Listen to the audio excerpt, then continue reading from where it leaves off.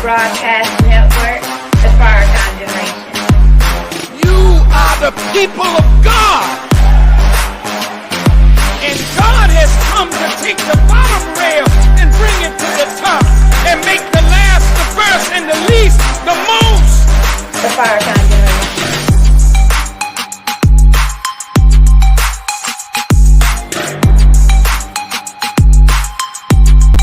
The Farrakhan Generation.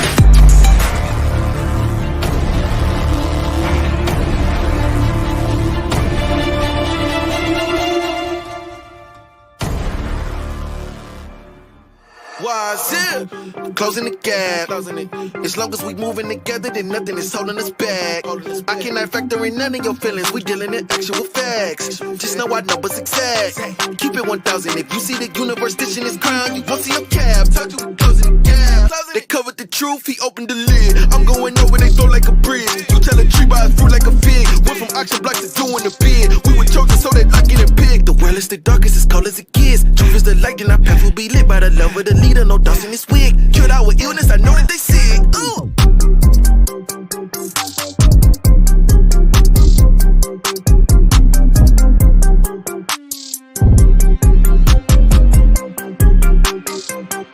Closing the Gap Broadcast Network, the Farrakhan Generation.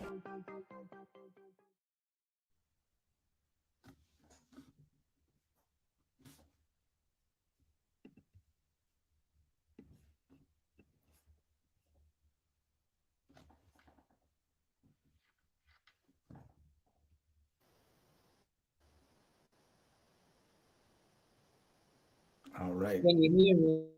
Yes, sir. We're having a little issue here. They always doing this to us. 1 second. The devil's just mad, Brother Michael. He's just mad. What is happening? Can you hear me, brother? Yes, sir.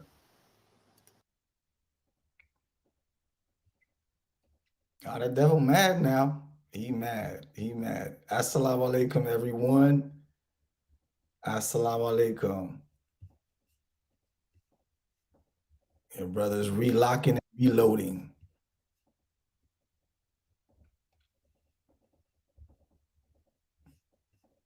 Yes, indeed. See Salah Muhammad, peace. All right, there he is. Coming right back. There we go. Brother Roger, can you hear me, sir? Oh, yes, sir. Loud and clear, sir. I see these titles must make the enemy not so happy because this happened twice. And it's not my fault, dear family. Something keeps happening as we start the show. We're doing so fine. Before we start, as soon as I press the live button, here comes the glitches. But here we are. Greetings. In the name of Allah, the Beneficent, the Merciful, the all-wise, true, and living God who came to us in the person of Master W. Fard Muhammad. And I say W because to some, he's still Wallace, a stranger.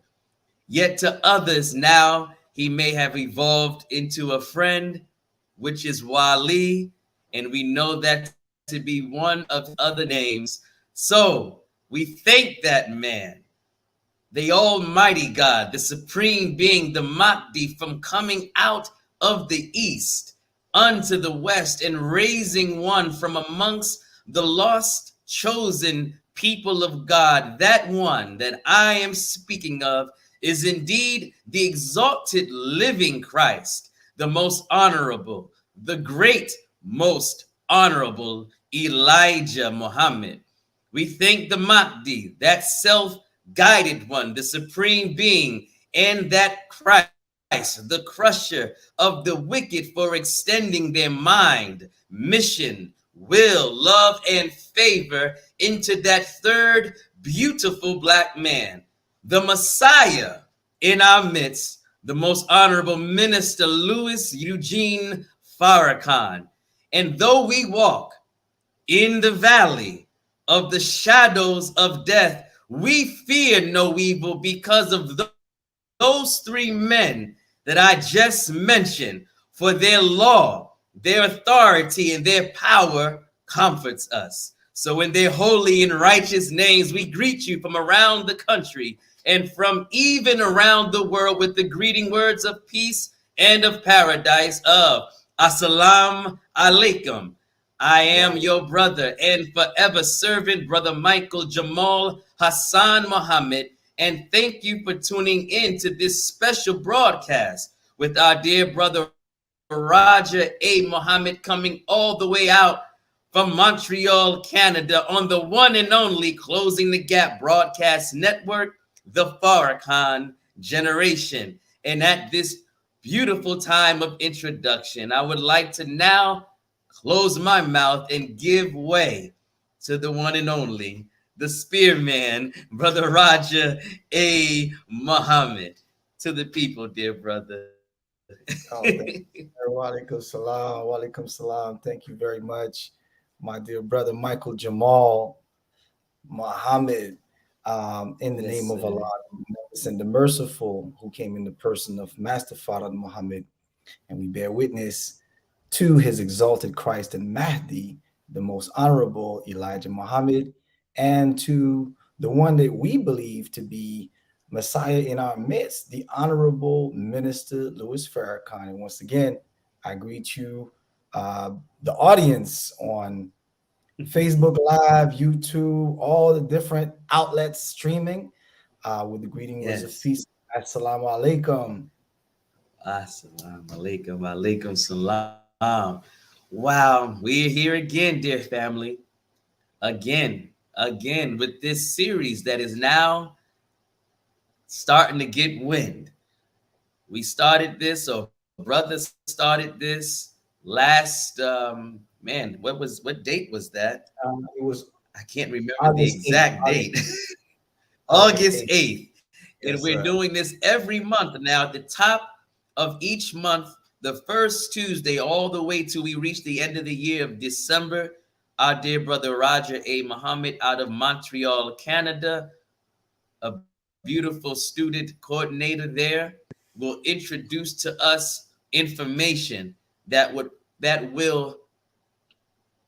how can I say it? I'll just say further confirm what has already been taught to us by the most honorable Minister Louis Farrakhan and the great most honorable Elijah Muhammad. So this week's presentation is been titled, "We Are Not the Original Apes." And I want to get the title right because it's such a long title, but it's a beautiful title. We are not the original apes. We are not the original apes. Debunking the myths of Darwinism on the origin of the black man and woman. And our dear brother will take us into these theories that come from theorists.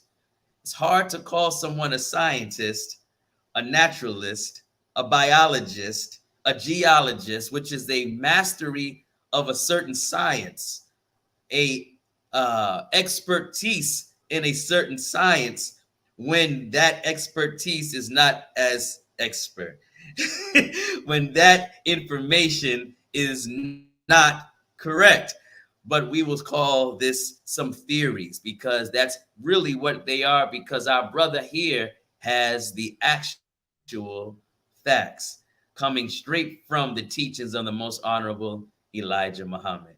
So if there's anything that you would like to share as an opening remark to what we're about to engage in, Brother Roger, this is your beautiful opportunity, sir. Oh, yes, sir. Thank you. Thank you once again so much, my dear brother.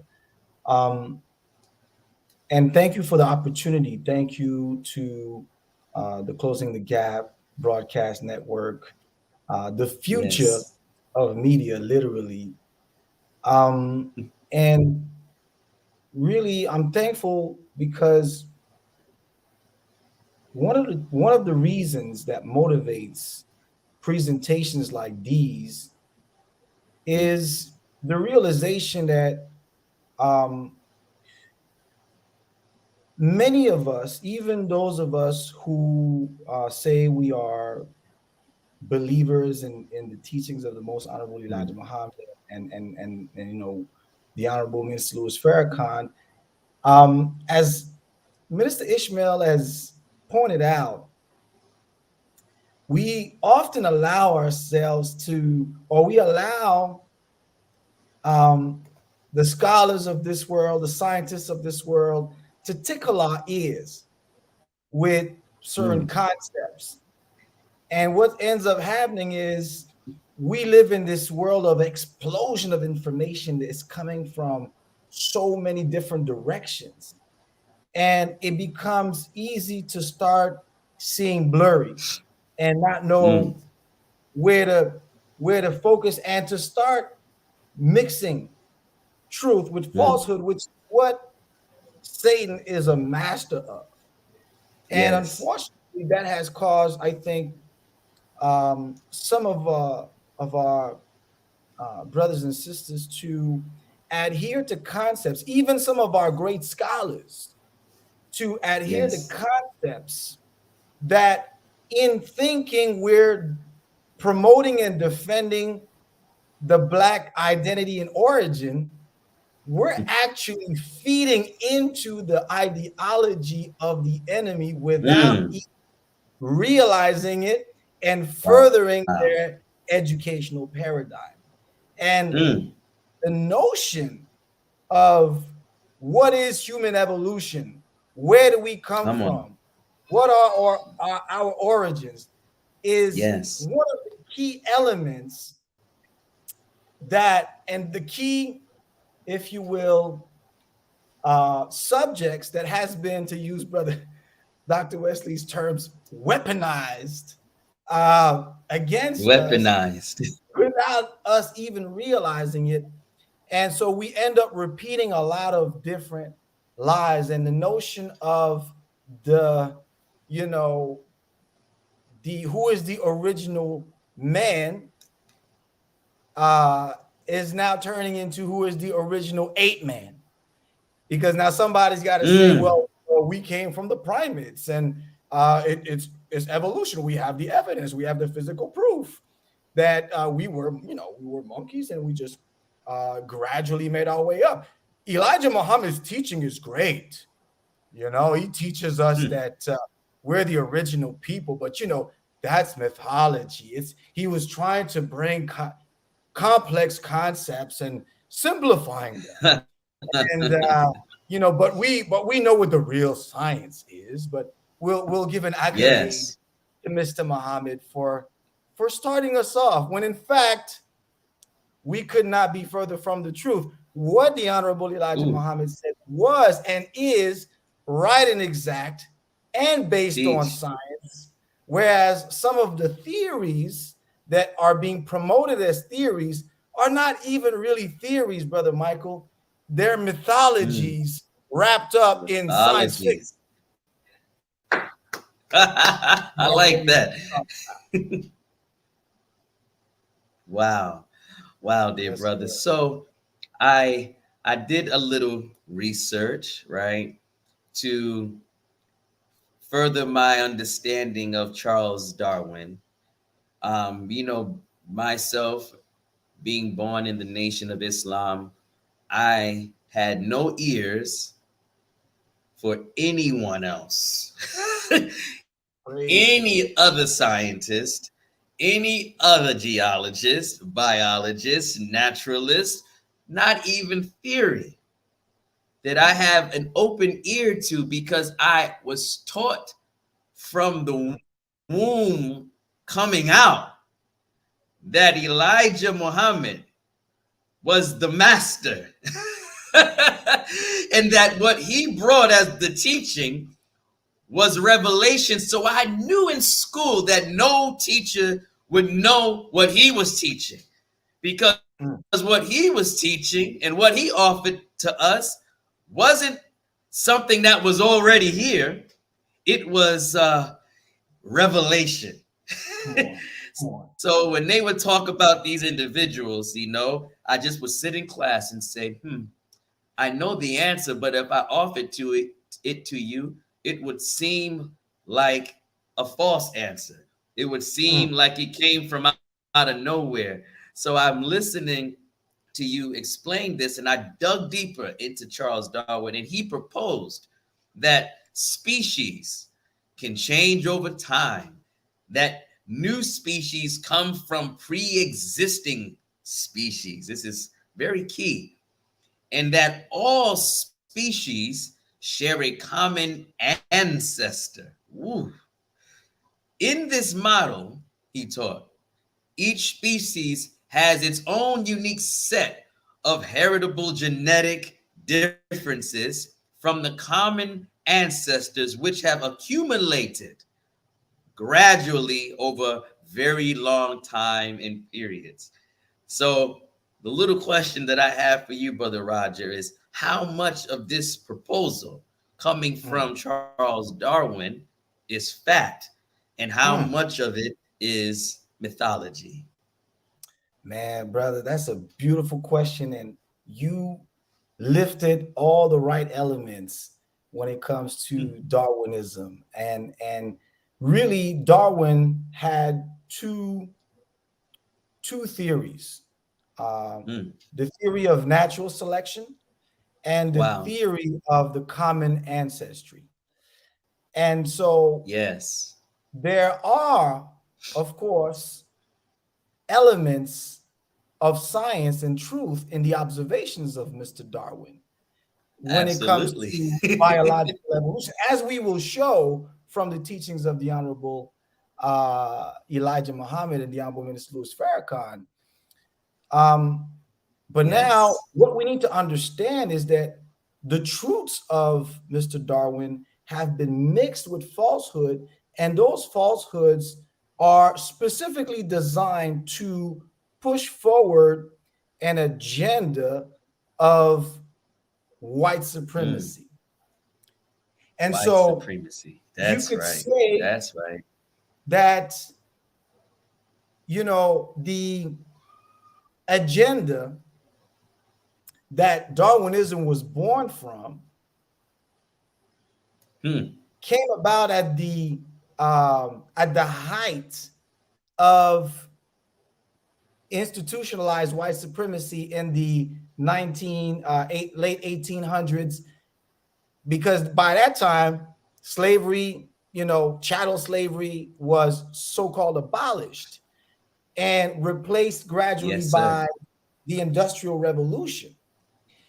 And colonialism, there was the Conference of Berlin where Africa was chopped up, you know, into little pieces between all these colonizers. So this is a time when, you know, also white folk had a lot of time to think. Imagine you've got 300 years of chattel slaves doing all your work for you.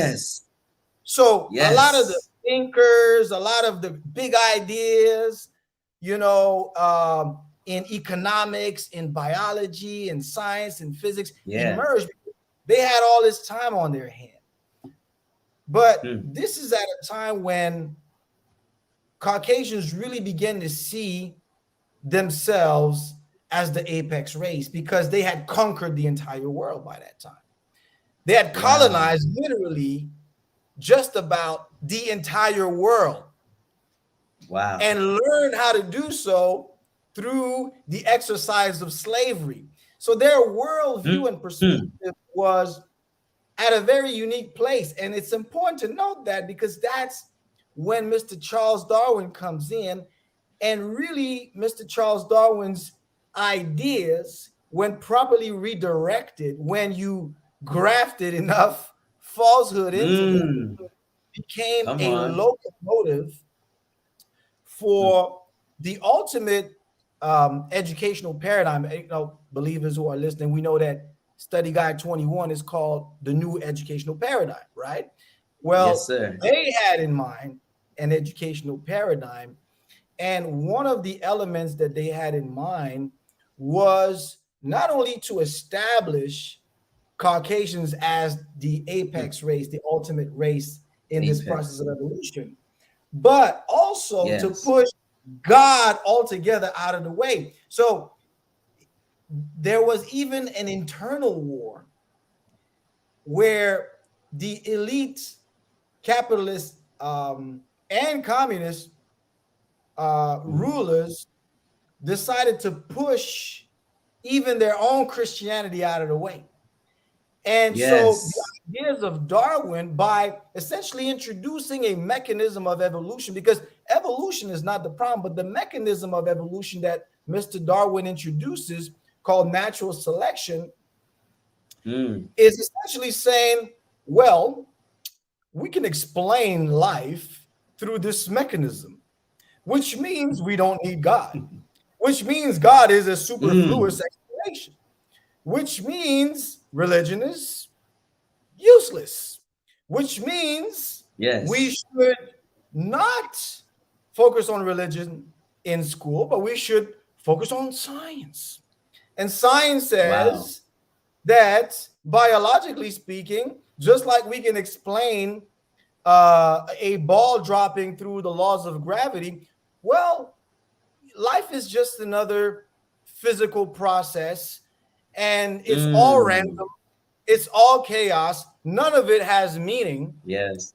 And Wow. this is the world view that undergirds those ideas. The idea that yes, not there is an evolution, but the mechanism itself is independent, meaning that you don't need God anymore.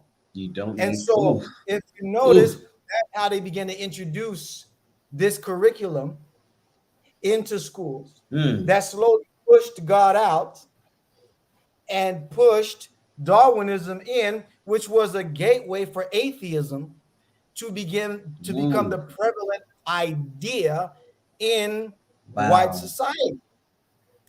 And Wow, that had sir. all kinds Wow. of benefits, because by pushing religion out, now you're introducing the industrial revolution. What happens then? Yes. You need women to come to work. You need people to not focus so much on traditional values. You need to now change the mindset of the people so that they focus only on production, on materialism, on the acquisition of Wow. wealth. So part of the theory dealt with the survival of the fittest. And so, Ooh. well, the survival of the fittest. That's the natural way of things. See, we did not Wow. enslave these savages because we're bad people. We just followed the principles of evolution. We're the evolved Yes. race. God has Yes. nothing to do with this. And so Wow. this really usurped. That was the final plan of Satan. Usurp God, even if it's a mystery God. But now that you move God completely out of the way, you pave the way for Satan to run wild. And this has Wow. led to the evolution or the devolution of Yes. morality and society that we witness. So there's a far extending reach to Darwinism, and we will talk about it in a little bit more in detail in a few moments. Wow. Allahu Akbar. This is powerful stuff. All praises to I Allah. I have one other question, and what we can do is go, because we already done hit the half point, not the half point, but we already at Yeah, 6:30. that's right. Look how fast that has gone. But in your research and in your findings, specifically to this subject, have you found that there is some presence or acknowledgement, whether named out directly or indirectly, of that scientist we have been taught about in our nation of Islam, Yaqub? Oh, brother. You know, uh, the short answer is they don't overtly recognize that, not at all. However, there is new research that fully corroborates with what the Honorable Elijah Muhammad taught about Yaqub in a very incredibly detailed and scientific way. But we will save that for another time. And inshallah, I'd hope to come back at some point. And I had been working on a part 2 of my book, Who is the Original Man? And part 2 actually is called The Pelon Genesis. So in the Pelon Genesis, we will address that in high resolution, inshallah. Praise be to Allah. I can't wait, dear brother Roger. Well, dear family, I think the drum roll has begun, and and what we will do is we're going to allow our dear brother Roger to get himself prepared. And I miss my sister Mariam because she would use the word right now. We implore you to go back to the first interview back in August and look at that one, as well as he went into the origins of the people of Egypt and kind of explained some of this controversy wrapped around Queen Cleopatra and that Netflix docuseries. So I will say it again, as my sister would say it. I implore you, and we implore you, to tune into that. But if you have any questions or comments related to this particular subject, this would be the time to start getting them ready, because after he does his presentation and all of us receive further insight of what information he is giving to us, we will have a little moment for questions and answers. And so we thank you for supporting this network. This is the beautiful network started by Minister James Muhammad, and we pray that we have been offering you timely truth in such a time that exists where truth is so important that our minister, the Honorable Minister Louis Farrakhan, said we cannot live without truth. So at this time, please continue to support the network via PayPal. Send those in to jkingdom1@aol.com, or you can Cash App $CTG Broadcast. You can also mail those donations into CTG Broadcast, P.O. Box 531, Ruskin, Florida 33575. And again, on the other side of the break, our dear brother Roger will take us further into this presentation. Thank you, dear family. There is a need in our community for a universal change. And it has to start with the man. Being a man of God means being a man possessed of the knowledge, the spirit, and the power of God, anointed to do his will.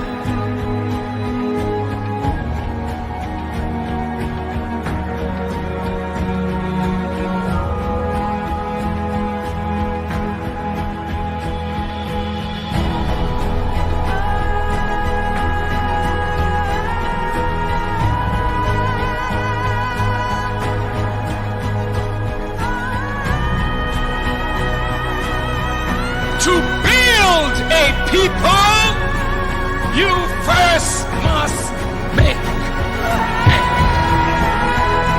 Every man, no matter what his color, no matter what his race, every man, in order to be a man, must be a man of God, or he's not a man at all. Let us make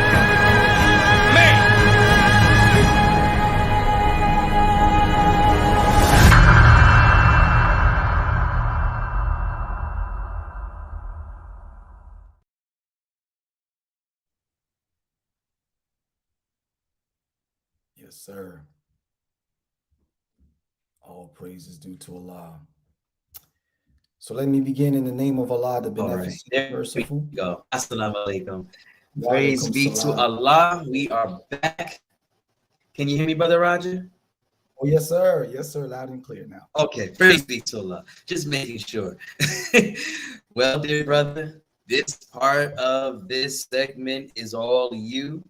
I will take my bow and be a student to the information right along with the audience because I am eager to learn just as much as they are. So, you have all of the controls on your end, dear brother Roger, and the show is now yours, dear beloved. Thank you so much. Thank you so much, Brother Michael. So in the name of Allah, the beneficent, the merciful, I bear witness that there is no God but Allah, who came to us in the person of Master Father Muhammad, the great Mahdi, to whom praises are due forever.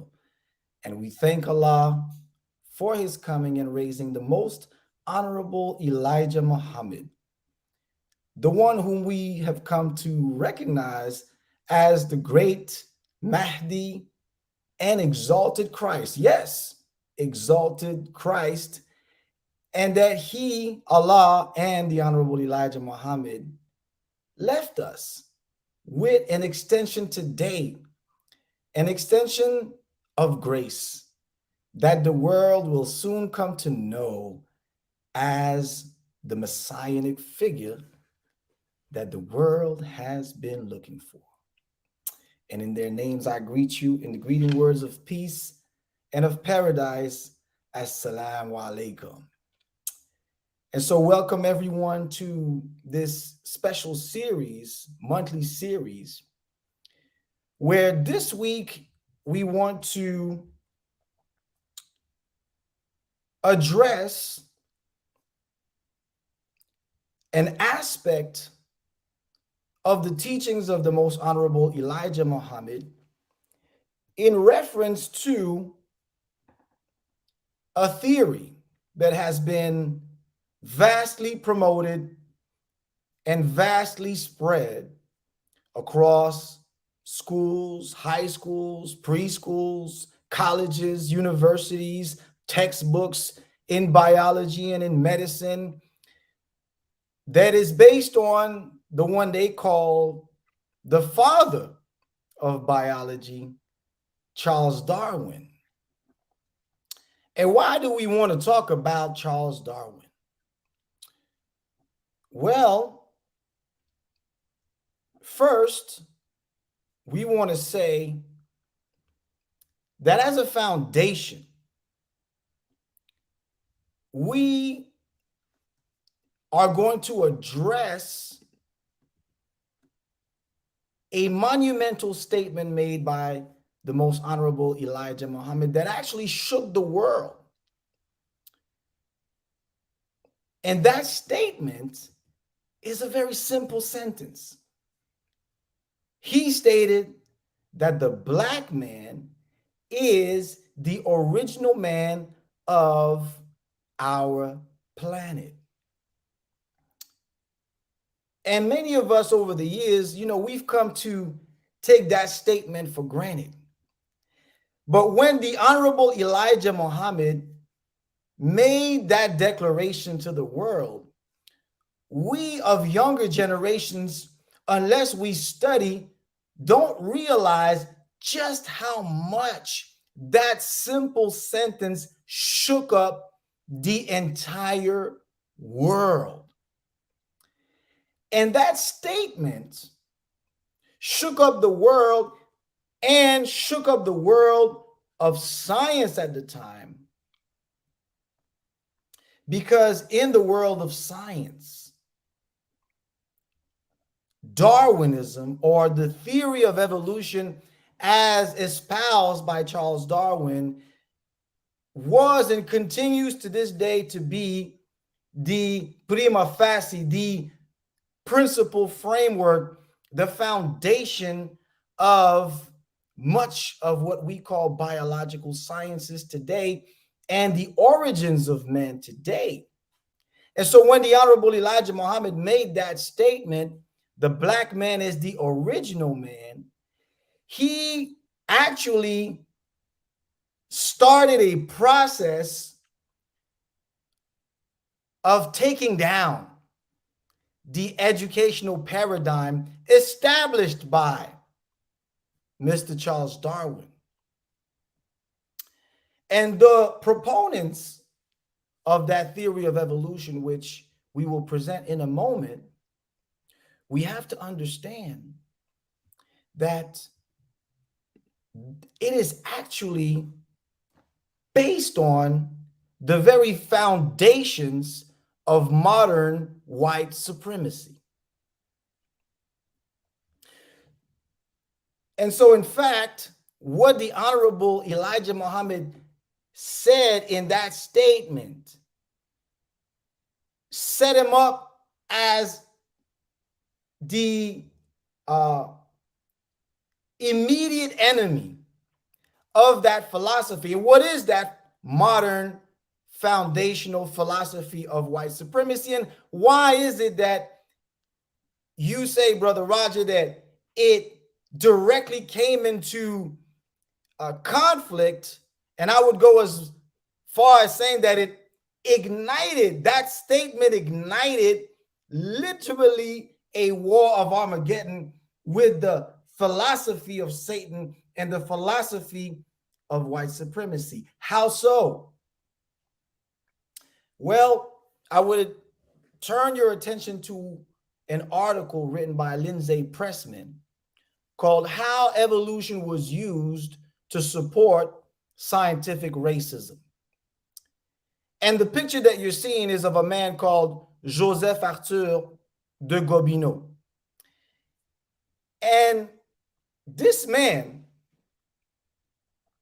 actually is one of the architects of modern post-slavery white supremacist ideology. And so Lindsay Pressman says, quote, Nordicism and anthroposociology theories. Oh, wait a minute. Okay, Brother Roger, you lost me. You're going into those big terms. What in the world is Nordicism and what in the world is anthroposociology theories? Well, those are actually theories, as the author explains, that were developed in the early 1900s, late 1800s, where Nordicism presented the idea that civilization itself, including the political and social order, is based on race. Joseph Arthur de Gobineau, the author, says, one of the most influential of the Nordicists, published essay on the inequality of the races, in which he declared his acceptance of the division of races into white, black, and yellow, which was published between 1853 and 1855. This led, the author says, to the development of what is called Nordist supremacy, the belief that the Aryans or whites were the only ones capable of creative thinking and civilization building. Following this ideology, the downfall of any civilization could be attributed to interbreeding among races.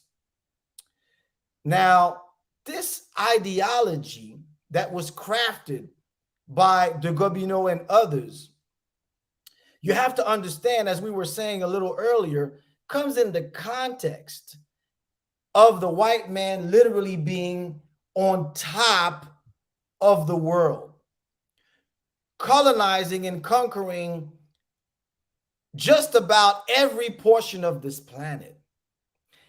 And in colonizing and conquering not only the people, but the resources of this planet, and having benefited from 310 years of free labor from Black people, where all they had to do is just sit back and think all day and come up with fancy ideas. This idea of Nordist supremacy, where civilization was only the product of white people, is really what held the next phase of white supremacy as an institution and a system of government that was now evolving not just as a local power with local colonization, like with the British Empire or France, but now as a global system of thinking that united all of white people behind this idea. And so when this little man called Elijah Muhammad comes around and not only says that the black man is the original man, but says that he is the owner, the maker, the cream of the planet Earth, father of civilization, God of the universe, essentially Elijah Muhammad is signaling to Satan that the God has come back and is ready to take his world back. And there is a book by Friedrich Nietzsche, another very influential thinker along the lines of Charles Darwin, even though they were actually rivals. But he wrote a book called God is Dead.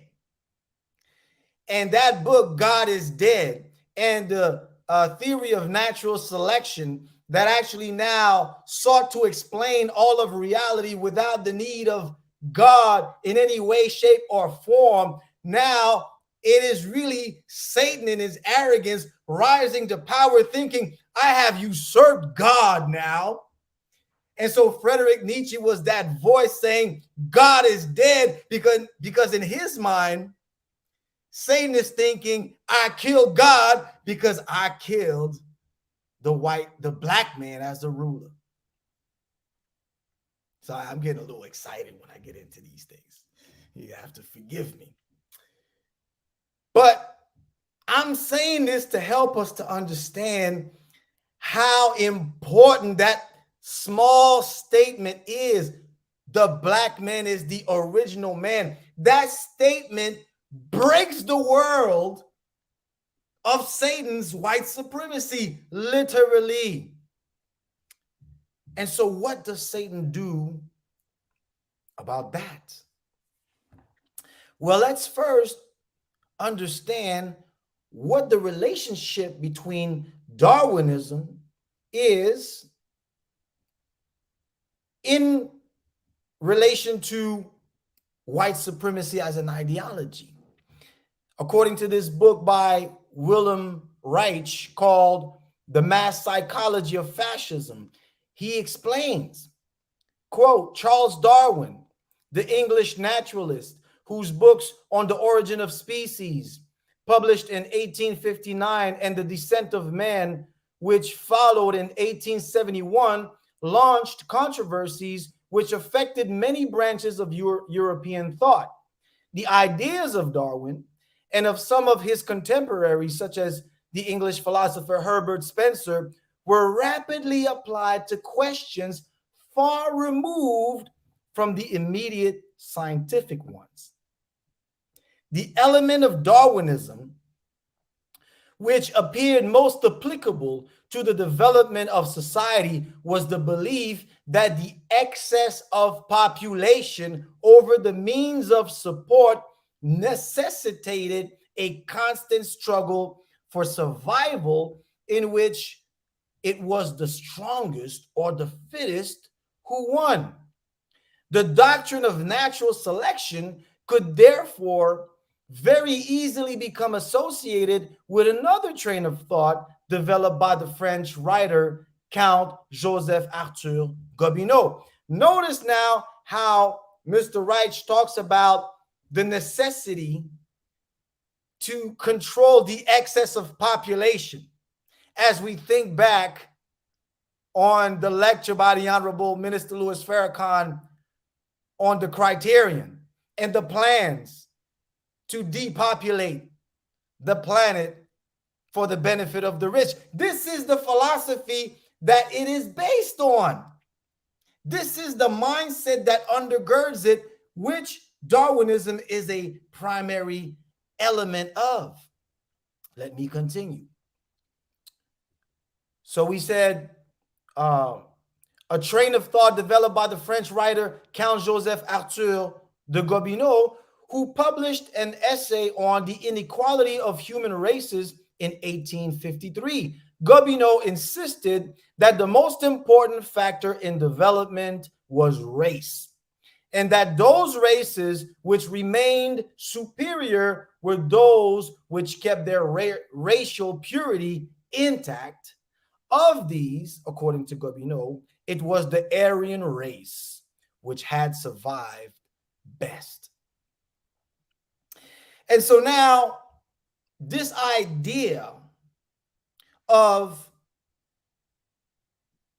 whites being the only race capable of high civilization needed to have scientific merit and support.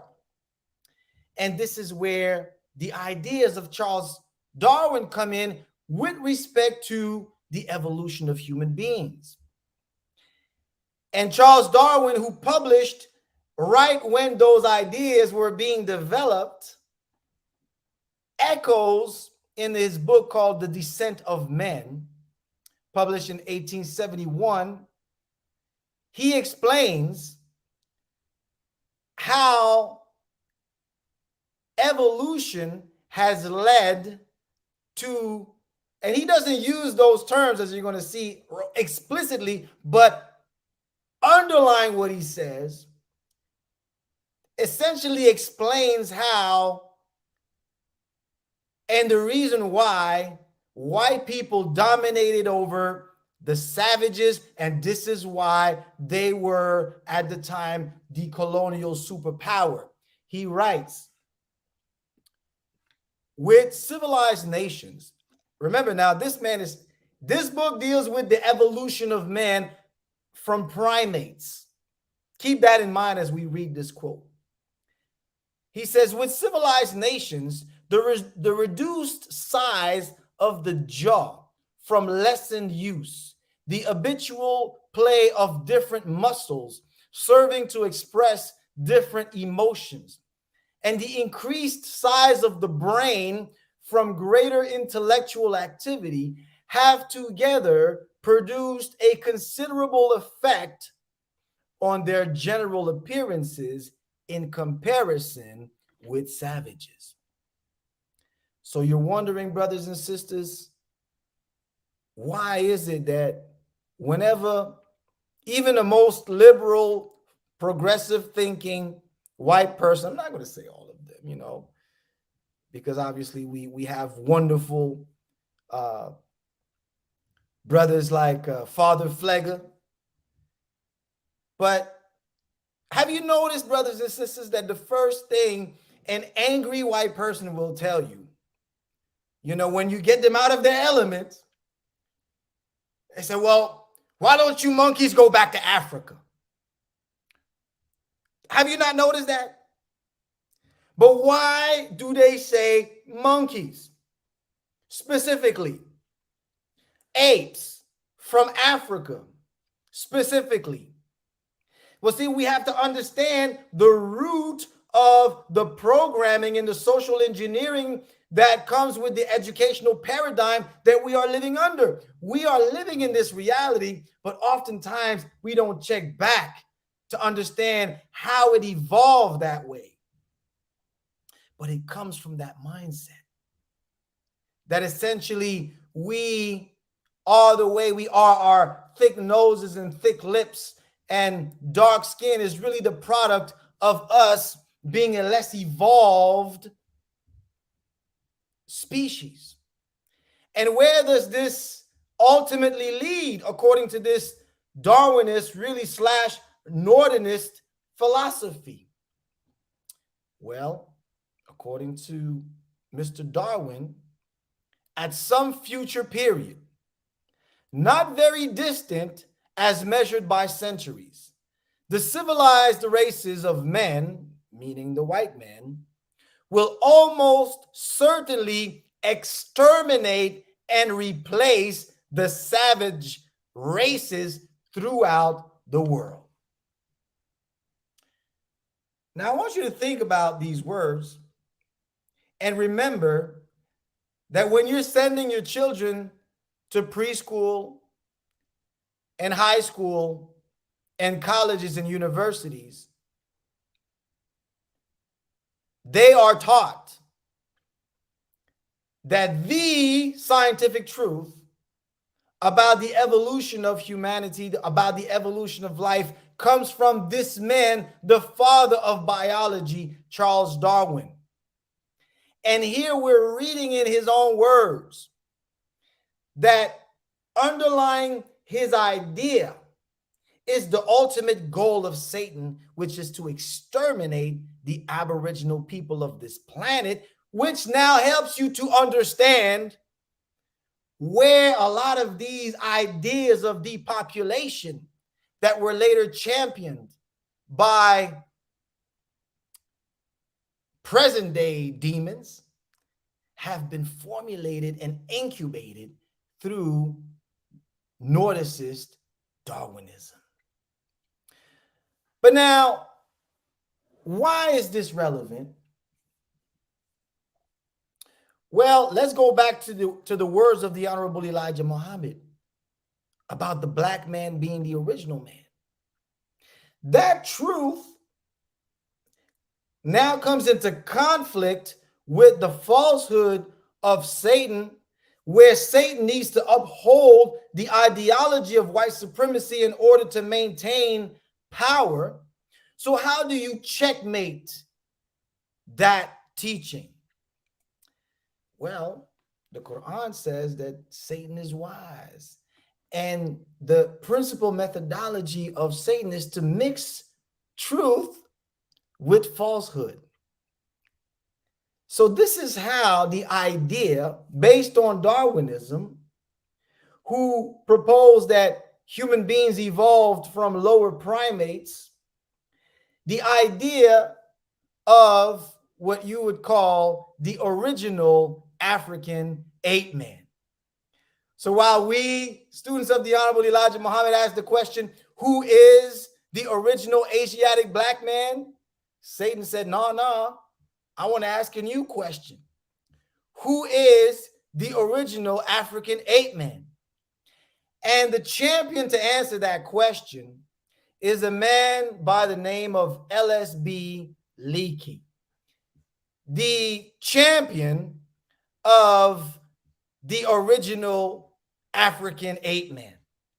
And in the 1930s and 1940s, Louis S.B. Leakey, along with his wife, Mary Leakey, made several fossil discoveries in East Africa, which they used to promote evidence for the antiquity of human ancestors, but not as original humans, rather as original ape man and women called the Homo habilis, found in Tanzania. And so when that discovery was made, at the time, there was a notion whereby it was believed among anthropologists that primates emerged from different places, but this centered these skulls squarely in Africa. And because they had somewhat of a humanoid potentially look, it was used to say, well, here, yes, Elijah Muhammad, we'll grant it to you. The black man is the original man, but he's the original man because he's the original ape man, and because he's the original inferior man, and because in the chain of evolution, we white people are at the end of that cycle because we are the most evolved in that chain of progression. And what consolidated this new idea of the original ape man was another discovery made in 1974 by Professor Donald Johanson, where the most complete set of skeletals of what is called a hominid, and we'll explain what that means in a second, were found in Ethiopia. A woman, or so-called woman, ape woman, that they named Lucy. Anybody in the chat, have you heard of Lucy? This is a genus type that they call the Australopithecus. And the bones of this Australopithecus dated 3.2 million years ago. And so now this became the official narrative that seemed to consolidate the idea that, yes, we figured it out. We've got the proof. You black people were primates. So yes, you are the first human beings. Absolutely. And now if you notice, brothers and sisters, if you go anywhere on the planet today, if you go anywhere in the streets of any white neighborhood and you go and say, the black man is the original man, people are going to look at you and say, well, of course he is. We know that. We learned that in school. We know that Darwin teaches that we came from primates, little monkeys, and over years we evolved, and you black people, you were the first ones to come out of that monkey stage. And this gave way to what is called the Darwinian narrative that is promoted across all educational institutions from preschool to university. And this is the 10 million year timeline. And according to this timeline, we have this initial split from the gorilla and the chimpanzee some 9 million years ago. And gradually, the gorilla and the chimpanzee began to evolve into what is called the hominid. And when, brothers and sisters, you hear about the hominid, really what they're saying is those are the ape groups that ultimately branched off to become modern humans. And so this leads to Australopithecus, that Lucy, and ultimately goes up to Homo habilis, to Homo erectus, all the way up to what we call Homo sapiens sapiens, which ended up happening 200,000 years ago, according to anthropologists. And so at that 200,000 year mark, you go now into the modern human stage, where they call this the hunters and gatherers stage. So yes, black people, you came out of Africa, and the Homo sapiens came out of Africa, and they started to travel in Europe, in Asia. But for 190,000 years, you black people, according to this Darwinian model, were so dumb. We were so dumb that it took us all of that time, all the way up to 10,000 BC, to finally have the beginning of agriculture. And so from there, you have this fuller story that we learn in school. And some of you may look at this slide and remember when you were in high school and you've seen this, but you weren't paying any attention because that stuff is just boring, man. It's boring because in your nature, you know it is a lie. And in your nature, you reject it. So your brain tuned off. Don't feel bad if you were not paying attention at the time, but tell your children to pay attention, but give them the truth and the facts that we are about to share with you so that they can challenge the professor and let the professor know, no, we are not the original ape man. But let me calm down because I'm not done yet. I have to explain this live. Okay. So now in this narrative, you have from 3 million years ago, from the emergence of the homini, what is called the Paleolithic age. That's why you have paleontologists. And so that leads up to 10,000 BC into what is called the Neolithic age, where now we're beginning to have some very primitive forms of agriculture as Black people, according to this model.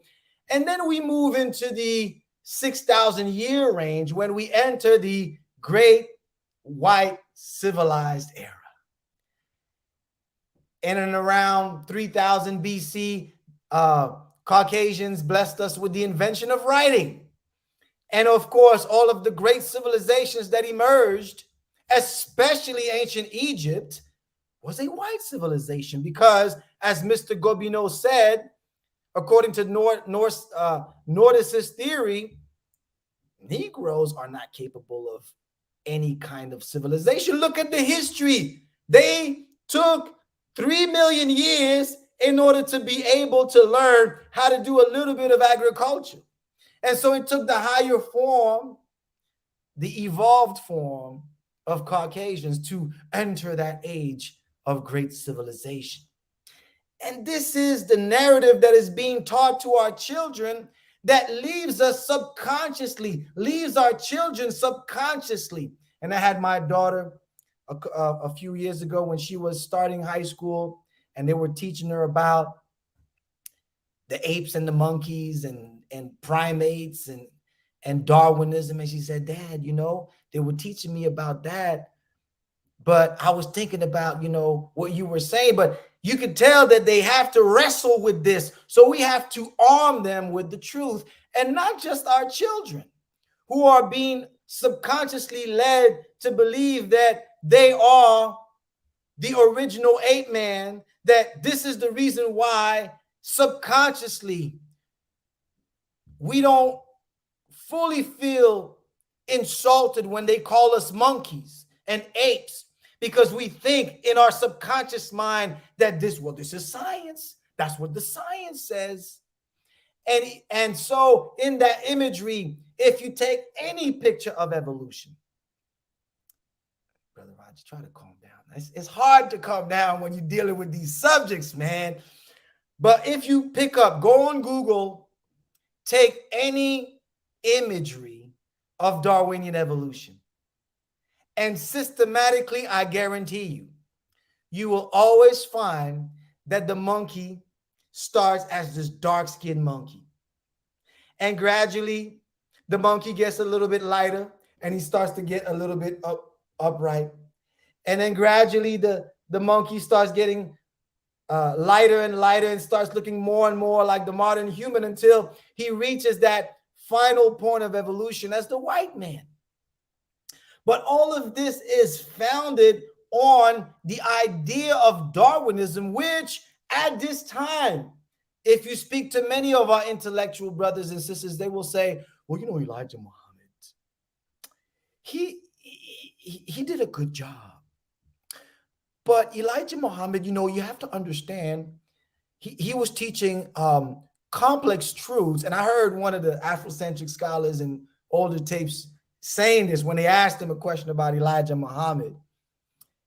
And he said, I have a tremendous amount of respect for Elijah Muhammad, and even more respect for Minister Farrakhan, because they taught this beautiful mythology that helped us to understand these truths. But you could tell that they presented themselves as having the ultimate truth. Why? Because they have a PhD next to their names, a PhD in which they were further indoctrinated into this idea of the original ape man. And unfortunately, even some of our great scholars fell into the trap of veiled white supremacy. And I love my brother, Dr. Sheikh Anta Diop. And if any of you, my brothers and sisters who are lovers of Sheikh Anta Diop, I'm with you. We're with you as students of the Honorable Elijah Muhammad and the Honorable Minister Louis Farrakhan. But I want to point out how even our great scholars in developing the ideas of Afrocentricity, now we're actually integrating in the idea of us being the original people, us being the original ape man. And so let's listen to our brother, Sheikh Anta Diop. No other continent in the world has the complete series of fossils indicating the 6 specimens that I spoke of before. Je vous ai dit que les 3 premiers ne sont jamais sortis de l'Afrique. Ça veut dire que ni en Europe, ni en Asie, encore moins en Amérique, on ne trouve ces 3 premiers spécimens, qui sont le début de l'humanité. These 3 specimens, which represent the very beginnings of mankind, cannot be found in Europe, they cannot be found in Asia, and of course cannot be found in America. They never left Africa. The complete set remains in Africa. Donc, autant de preuves accumulées qui aujourd'hui donnent la certitude que l'homme est né en Afrique. The accumulation then of the best information now makes it very clear that man had its origins in Africa. Now, my beautiful brother, great pioneer, but unfortunately in now using the Darwinian paradigm to essentially try to establish that we are the original people of the planet, falls in the trap of the idea of the original monkey, the original ape man that nourishes. Can you believe this is how wise Satan is? He takes a truth that is meant to liberate us, twists it, and now turns it as the means of actually proving our inferiority. That is masterful Satan at work. But we're going to come with the master of masters truth, Master Farad Muhammad. And so we're about to take it down, Satan. You had your time of respite, but that time is over. Because you see, there is a fundamental flaw.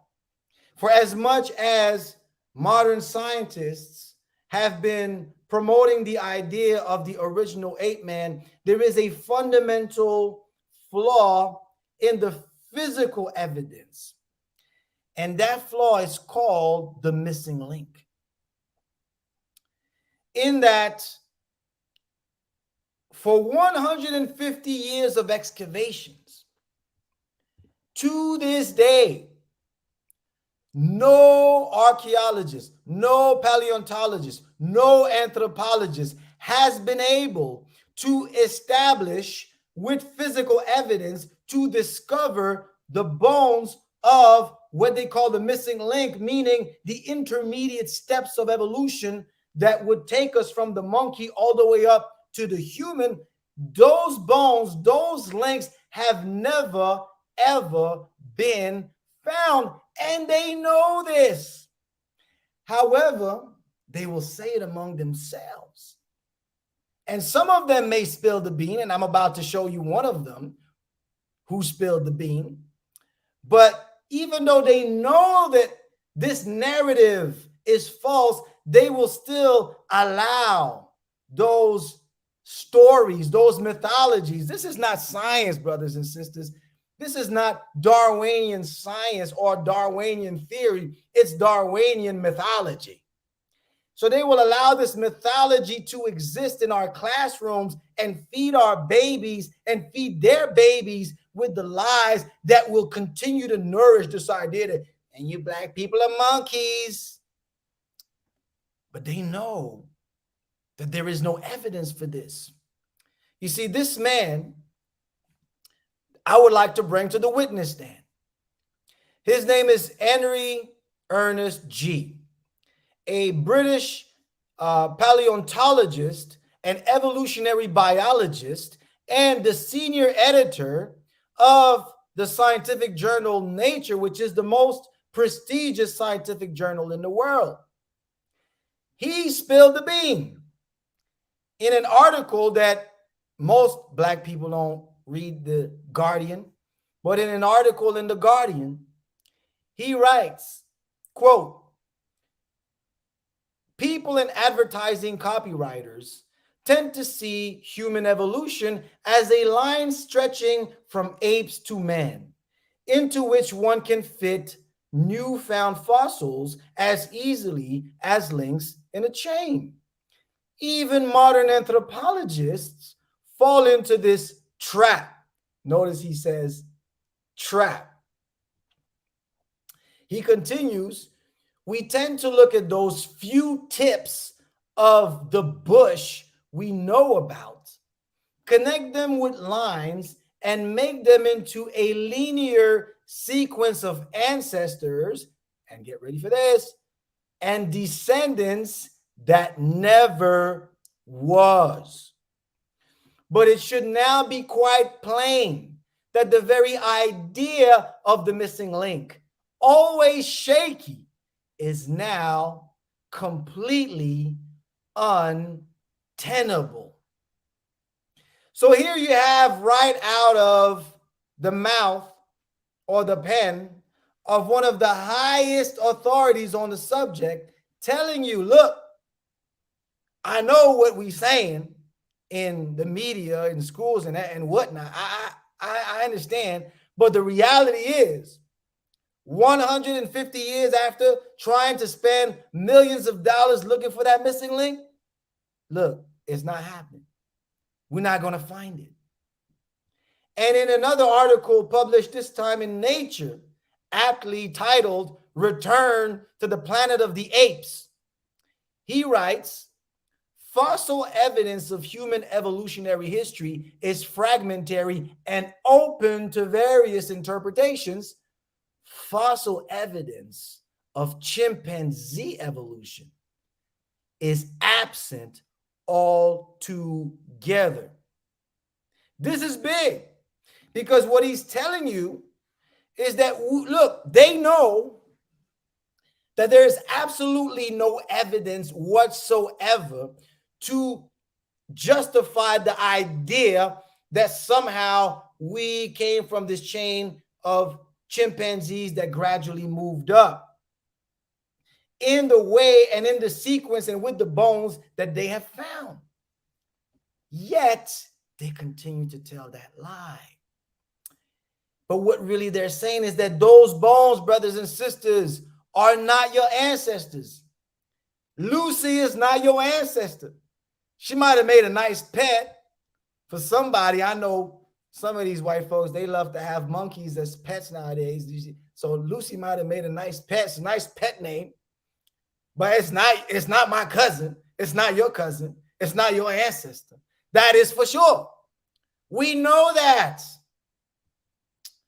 And now you say, well, what about the DNA evidence? Because I know some of you smart ones, you college educated smart ones, you're going to say, well, we know based on genetic information, we can see the data.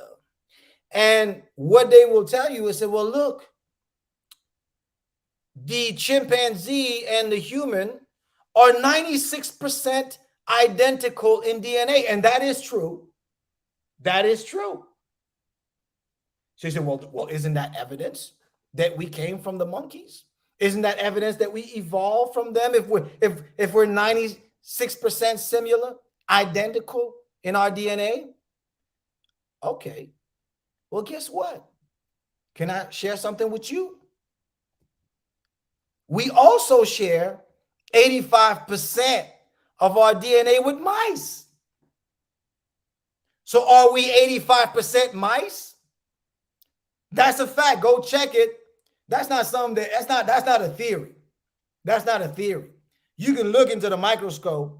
You can see when you compare the DNA of a mouse, and that's why Brother Michael, when he was asking, the common ancestry, how much of that is truth? And we're going to deal with that with the teachings of the Honorable Elijah Muhammad in a minute. But now, I have to not move so much because camera can't catch up. I think I froze for a minute. But the truth is that now if we're 85%, if our DNA is 85% identical with mice, does that mean that we are close cousins to mice and that we evolved from mice? I mean, that's only 11% different from the chimpanzee. And can I tell you something else? Let me add one more. Can I add one more? Guess what? We also share our DNA with worms. You see that? You see that worm? It kind of looks like a sperm. And that has meaning, by the way. That's a marine worm. And the marine worm shares 75% of its DNA with the human being. 75%. So does that mean that we're 75% worm? So, well, there's your cousin right there. And can I add one more? It doesn't stop there. You know, my dear vegetarian brothers and sisters, and I'm with vegetarians because Muhammad said that we should be vegetarians. But some vegetarians, you know, I know we developed these Vedic, Hinduic ideas, and so we don't want to eat animals because, you know, they're like us. You know, we should not eat life. Well, guess what? A banana shares 60% of its DNA with humans. 60% of the DNA of bananas is identical with humans. So are we part bananas? I'm talking to those who want to say that because we're 96% identical genetically with chimpanzees, that we necessarily are direct descendants of them. So are we direct descendants of bananas, who should be the prior ancestor? Talk black to me, not black monkey ape. Talk black man to me. Talk black woman to me in the chat. And so really we know that we cannot. So what? So now if we follow that line of reasoning, right? By those who say, well, yes, you see, it's the DNA. We're identical with monkeys. Well, okay, fine then. Add bananas and worms and mice to the evolutionary chain, if you really believe that. But we know that that makes no sense. And really, all living cells have a common design.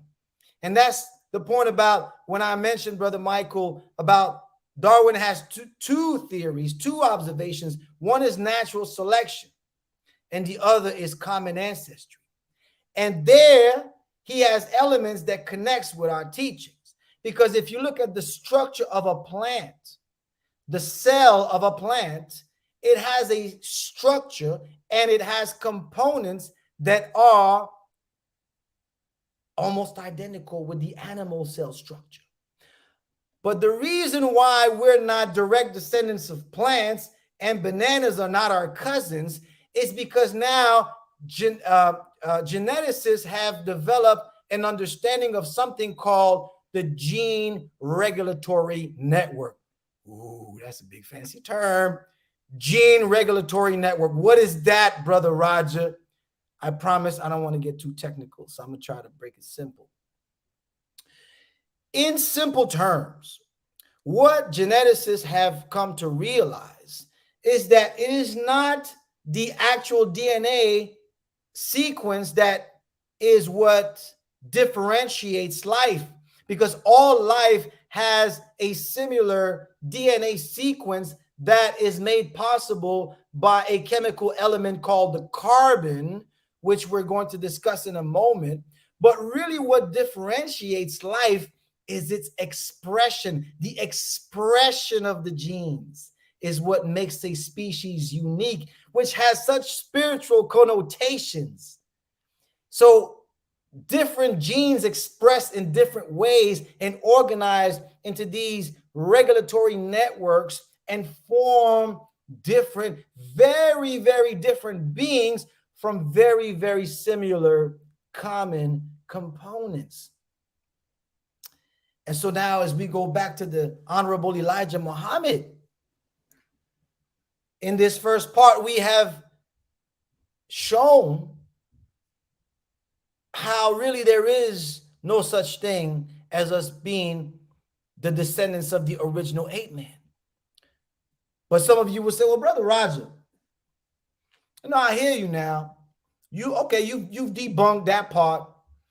But how do you prove that part, that those words from the Honorable Elijah Muhammad? He said the black man has no prehistory. And we stand by that. What does that mean? Well, I mean, Brother Roger, you know what you've shown us that those bones, that okay, maybe they're not our ancestors, but what about the traces of human beings that you know they go back 200,000 years ago? Doesn't that contradict the Honorable Elijah Muhammad? Doesn't the Homo sapiens start 200,000 years ago?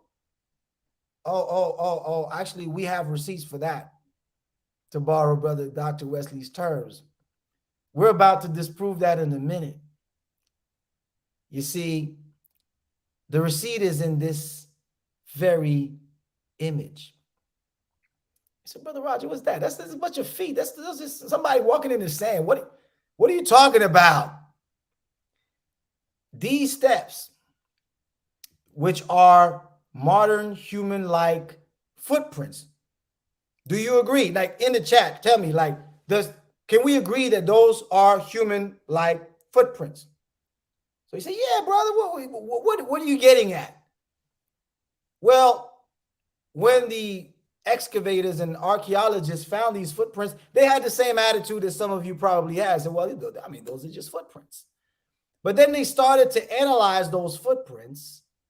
And when they started to do the analysis, they realized that, oh, wait a minute.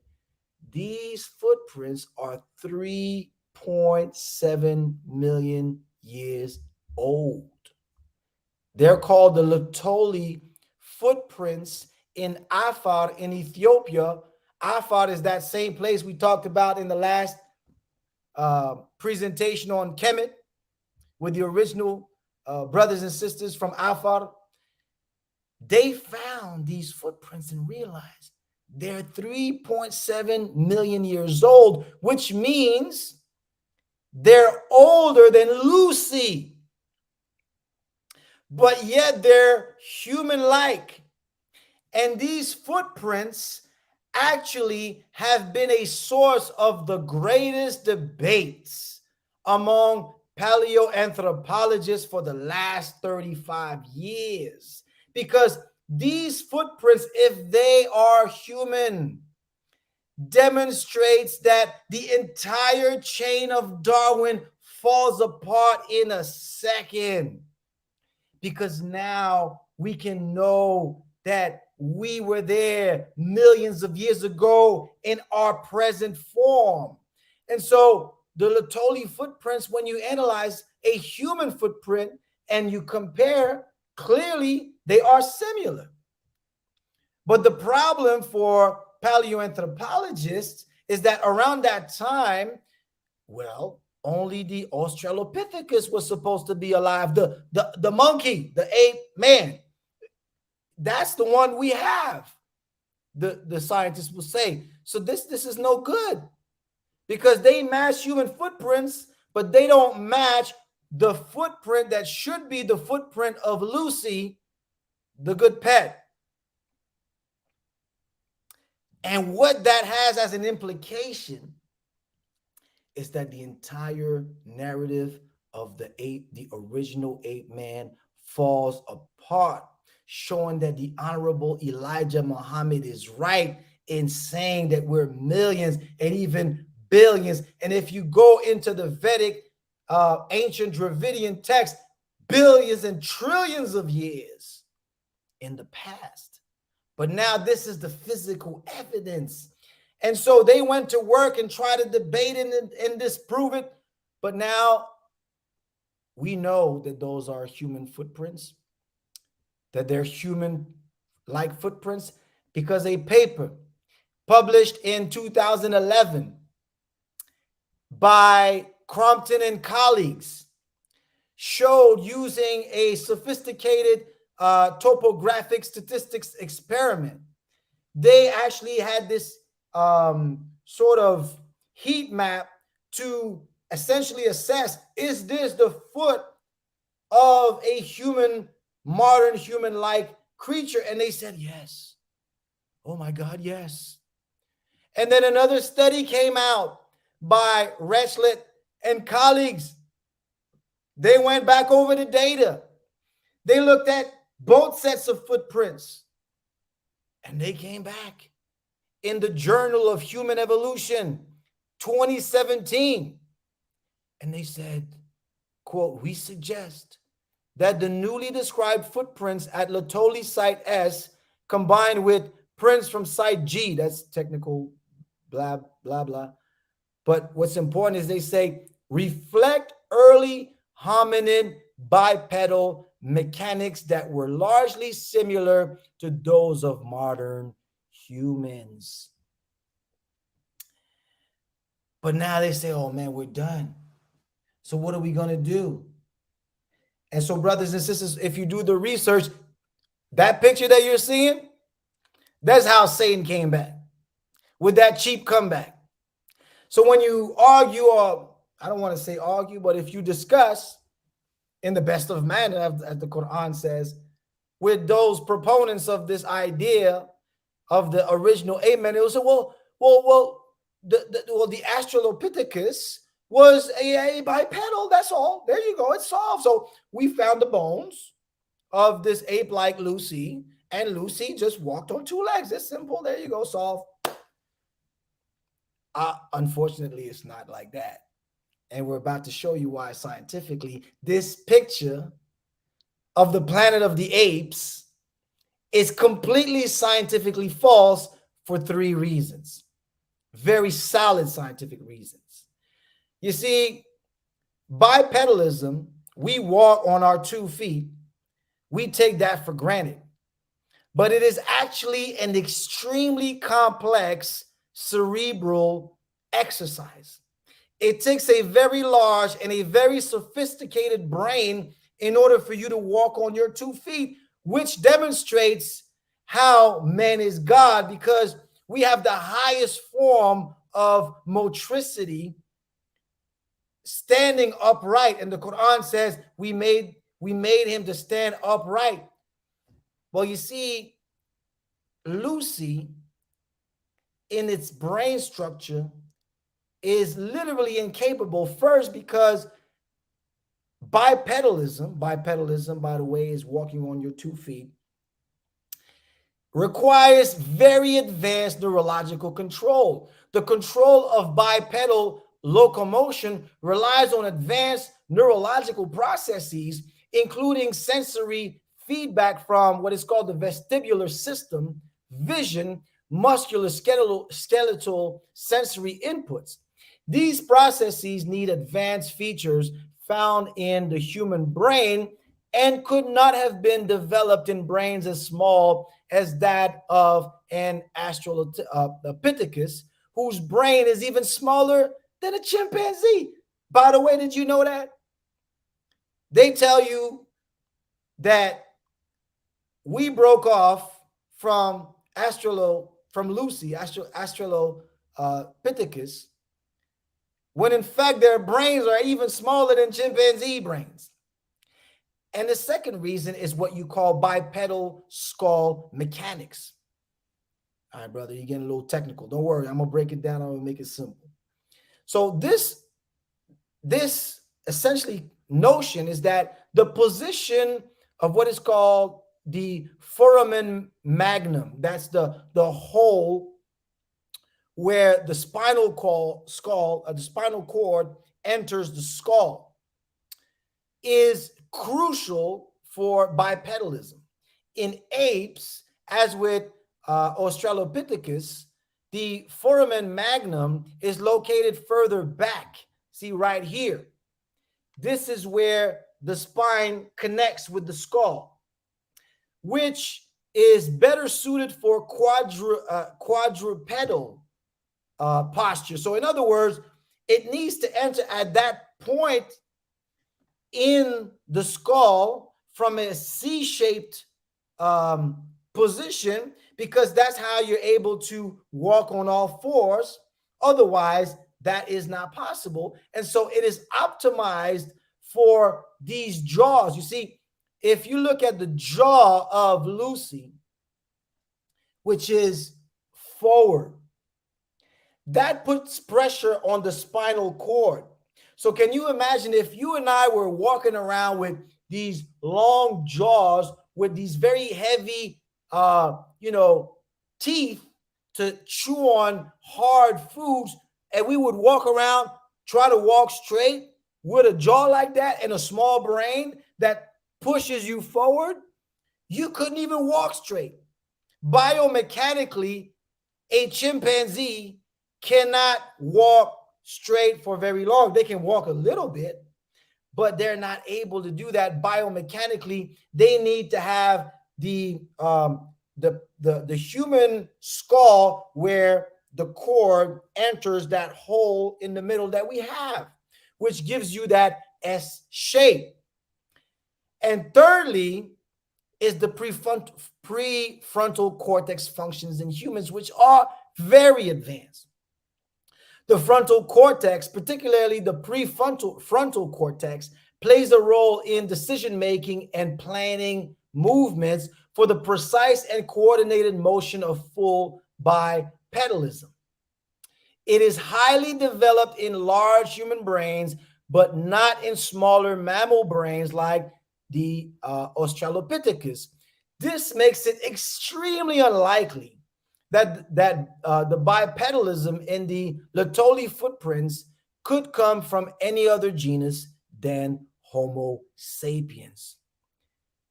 That, brothers and sisters, ends the argument.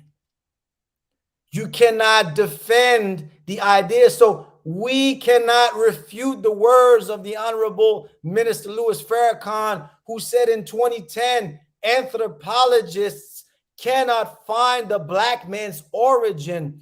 We are the origin, and our originator is God himself. You cannot make Elijah Muhammad and Farrakhan a liar. Those footprints have proven that we are going back into the millions and millions of years. But now you may say, all right, Brother Roger, you made your point. But what are you saying? Are you saying now that we don't believe as Muslims in evolution? Is that what you're saying? Well, as we close this down in this third part, no, brothers and sisters. You see, we talked about Satan mixing truth with falsehood. But as Muslims, the notion of evolution is actually an article of faith. Because as the Honorable Minister Louis Farrakhan teaches us, the word, one of the great attributes of Allah, Rab, El-Rab, actually means he who nurtures a thing, making it attain stage after stage until it reaches its eventual perfection.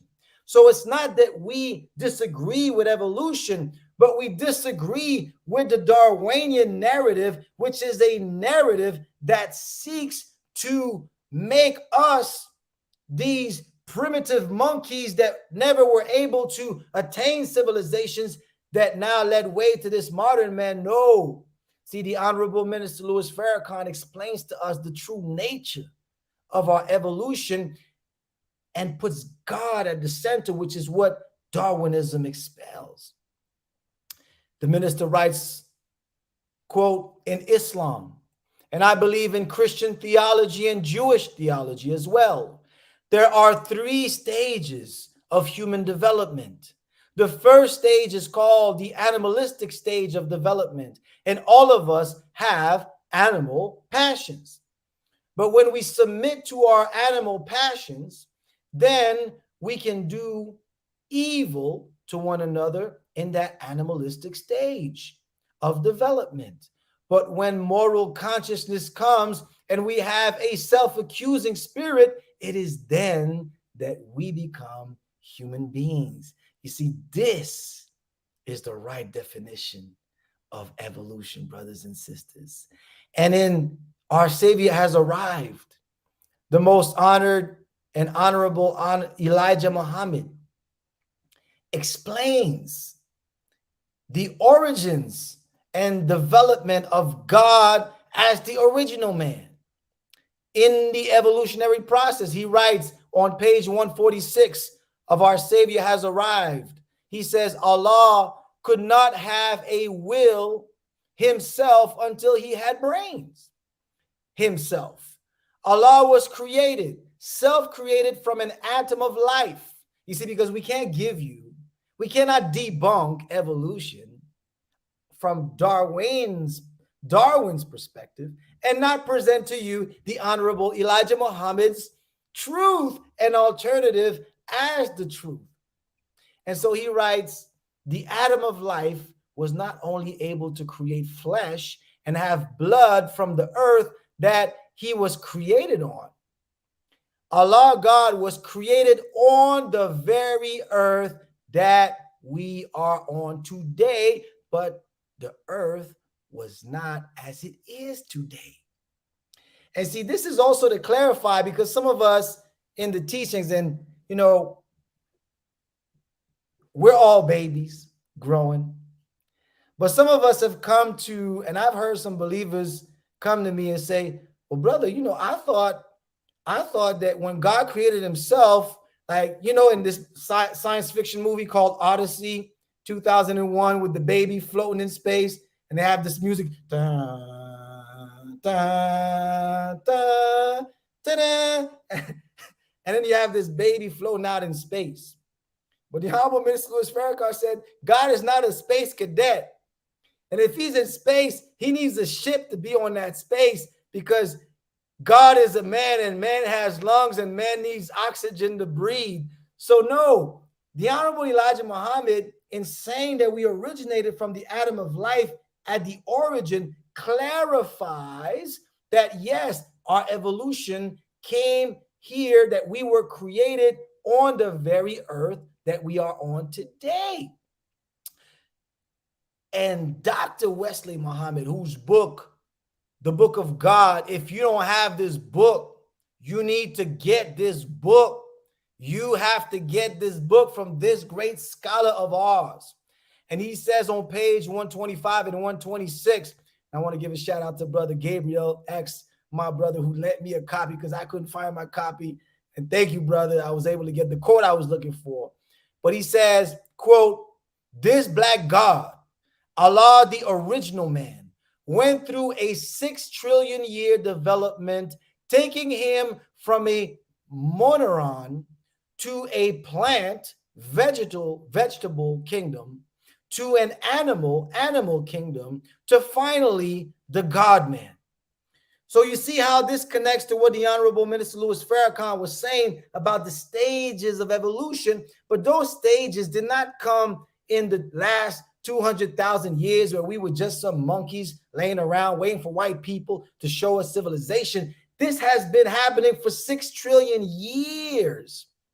And in that time, we have reached heights of evolution that the white man is not even able to fathom. So much so that we have achieved technology that to this day, he is not able to compete with. And in an article by Mother Tainetta Muhammad called The Black Man's Ancient History Takes Us to Our Origin in the Stars, she says, quote, according to the divine teachings of the most honorable Elijah Muhammad, the Kaaba, or the cubicle house in Mecca, was built in alignment to the original arc of the heavens from which we originated in cosmic time. Ooh, man, that's deep. If this original arc is measured in terms of a particular star system, then the scientific information we are now being given about our biological and physiological makeup as a species is composed of star material that is crystalline in nature and flows through our veins. Brothers and sisters, when you tell the black child you are a star, Well, you are literally, black man and woman, a star. And Dr. Wesley, if you heard the lecture in 2018 called Who is God at Mas Meriam, he says, quote, in support of the words of Mother Tainetta, in complimenting her words, he says, carbon is exclusively formed in the interior of stars. The abundant carbon found in your and my body is literally stardust, blasted from the core of dying red giants. The most honorable Elijah Muhammad said that what came out of space was a human being. The black human being came from space, not from Africa. So our origin, if you tie it back to our Savior has arrived, comes from the atom of life itself, as God created himself and went through the 6 trillion years motion of evolution, where now stars were able to form the carbon element that is necessary for life, and then exploded and evolved on this very earth, which was like sperm ejected from the stars being seeded into the planet that we are on as an ovum, where God was able to evolve and materialize himself into his perfected shape.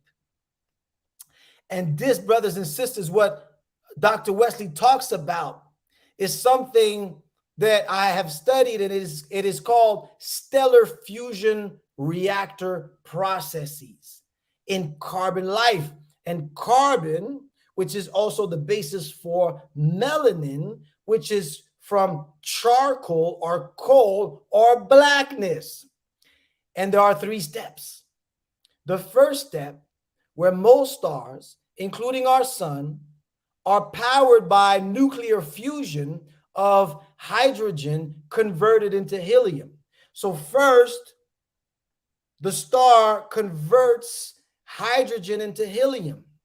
And then the next step, upon reaching 90% of its life, the star that Mother Tainetta talks about, which is losing parts of its mass, develops a carbon-rich layer near its surface. And lastly, as the supernova event occurs, a supernova is when a star explodes. Carbon is ejected into space in the violent explosion, which can be further processed into oxygen and heavier metals. And so in modern astrophysics, they found that, in fact, it takes twin stars. Most of the stars are twin stars. And Mother Tainetta talks about Sirius A and Sirius B and the connection with the original people in her articles. Those twin stars, when they are now arriving at the point of death, that friction causes an explosion. Those 2 stars are like the testicular organs of the original man. That explosion, sperm-like explosion, that now emits that carbon conveyor of life onto a fertile planet. And notice in our lessons we say when the planet was found.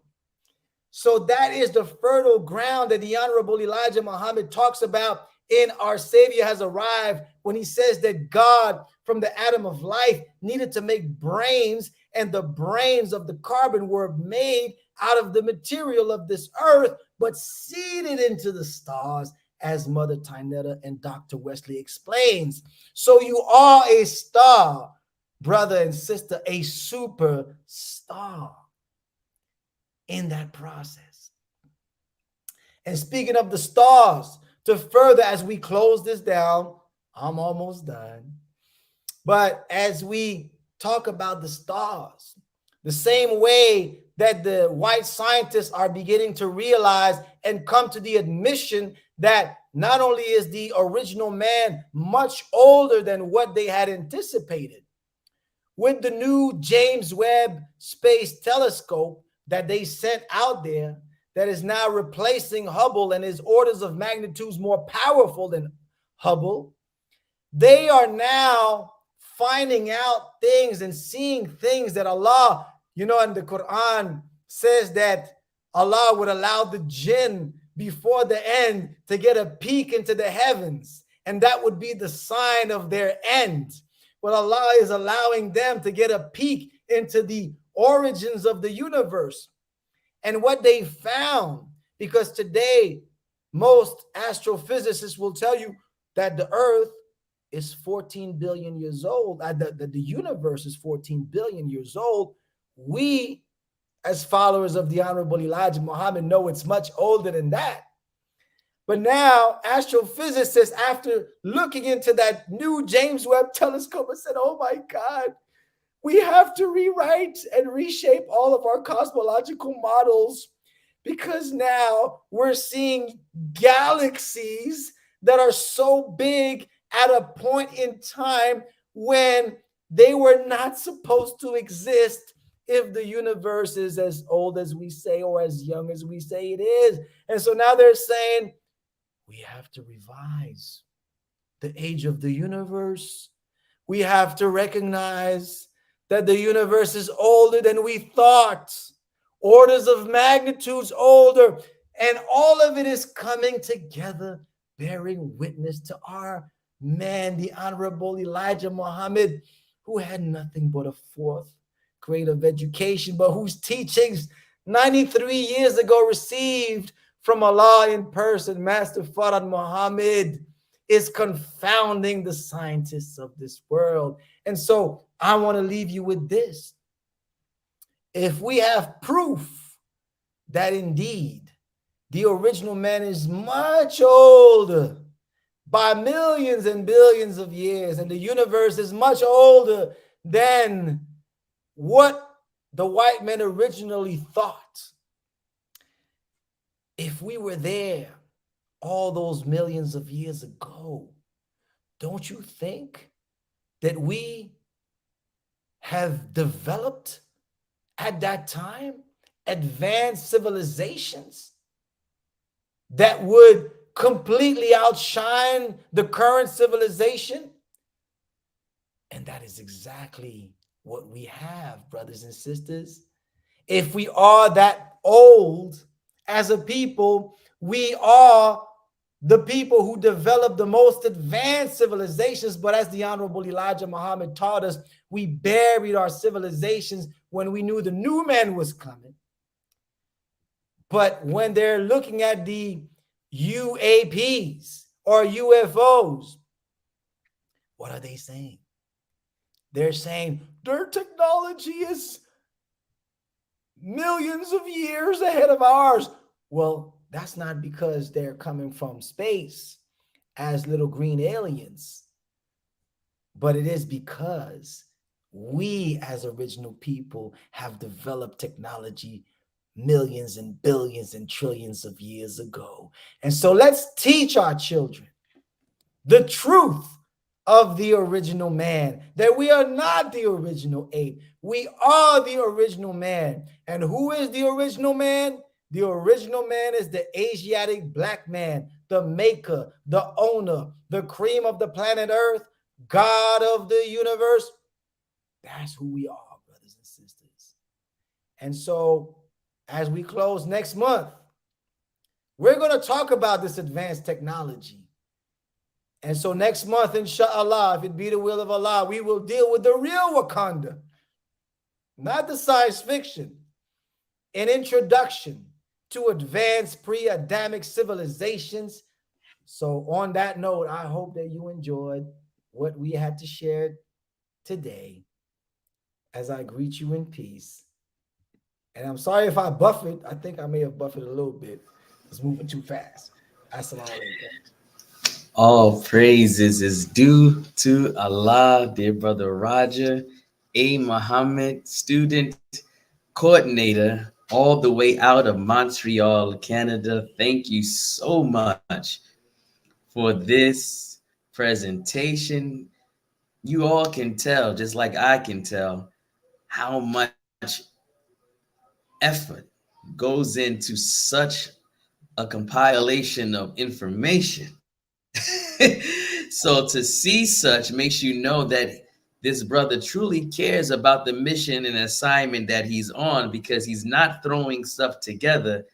He's literally giving us a very well packaged presentation. So I thank you, dear brother Roger, for that. And as you were speaking, a scripture came to mind, Isaiah 13:3. You know, God is speaking, and he says, I have commanded those that I have prepared for battle. I, God speaking, he says, have summoned my warriors to carry out my wrath, those who reject or rejoice, in my triumph. And then it skips over to, I'm going to skip over to 13:5. And this is more relevant even to Brother Roger from the distance that he is in Canada. It says, they come. God is speaking about his warriors from far away lands, from the ends of heaven. Ooh, the Lord and the weapons of his wrath to destroy the enemy and the whole country. This is why his name, Roger, is so powerful, because I'm not saying the Spirit Man as a joke. I'm saying it because that's the name he was given at birth. And it shows relevance to the assignment and mission that he has, because if you did not feel the passion and did not recognize that this is war that has been declared, when you are going at the enemy at the root of what they believe or say is truth. And here we come with real truth. Truth not from a theorist, not from an ordinary worldly scholar or scientist, but truth from one whom name means mighty God, Elijah Muhammad, the great, most honorable Elijah Muhammad, who is indeed your Christ that you have been looking for, and my Christ as well, the nation's Christ, the world's Christ. And here is some of his warriors. So thank you, Brother Roger. All praise is due to Allah. It says in the Quran, Al-Anfal, the 8th chapter, Ayat 17, right? It wasn't you who slew them. Ooh. It was I, God, who slew them. It wasn't you who threwest them a handful of dust. That was not an act of you. That was an act of God. So we have now on the other side of this some Q&A, as we will be very short with that to try to get some in, if there is any. And on the other side of these commercials, we'll bring those into view. So our brother Romel, if you can do the final call commercial for this part, and then we'll end with the MGT commercial at the end. Thank you, family. Thank you, sir. There is a need in our community for a universal change. And it has to start with the man. Being a man of God means being a man possessed of the knowledge, the spirit, and the power of God, anointed to do his will.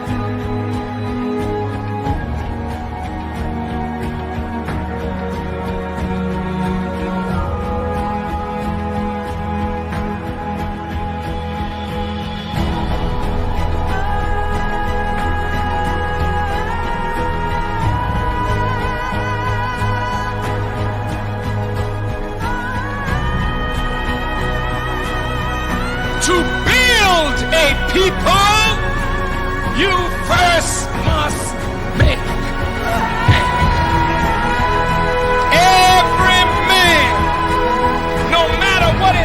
color, no matter what his race, every man, in order to be a man, must be a man of God, or he's not a man at all. Let us make man.